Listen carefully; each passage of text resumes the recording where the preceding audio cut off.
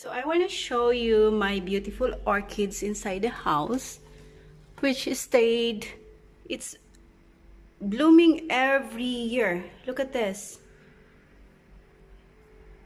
Look at this, how nice. And look at our calamansi outside. That's the calamansi or the lime. Let's go get some later because they are already ready to pick up. And I want to bring you outside for my garden. It's gardening time today. So hi everyone, so I'm bringing you outside for my little garden. Let's go. So I started here. So here is it. They are blooming, right? It's so hot today. That's why some of them are dying, but it's fine. They keep growing. Look at my mint. They dry. We have to water them. And another thing I have here is this one. They're greeny.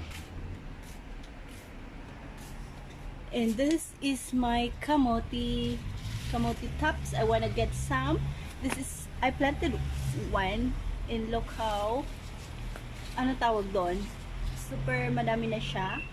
Tapos na transplant ko na siya dito. Ito oh. Ilagay ko siya sa pots.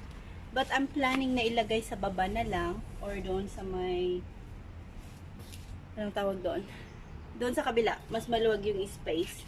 Ang bilis nilang magparami. Tapos gustong-gusto ko na siyang kainin. Ulamin, so maybe I get some of the leaves later. At ito naman si calamansi natin. This is the calamansi. Marami ako doon. Isang puno lang siya pero sobrang dami niyang fruits every time. See this, how big this. So, mag-gardening tayo for today kasi yun ang naisipan ko. Gusto ko gawin ngayong umaga habang hindi pa siya mainit.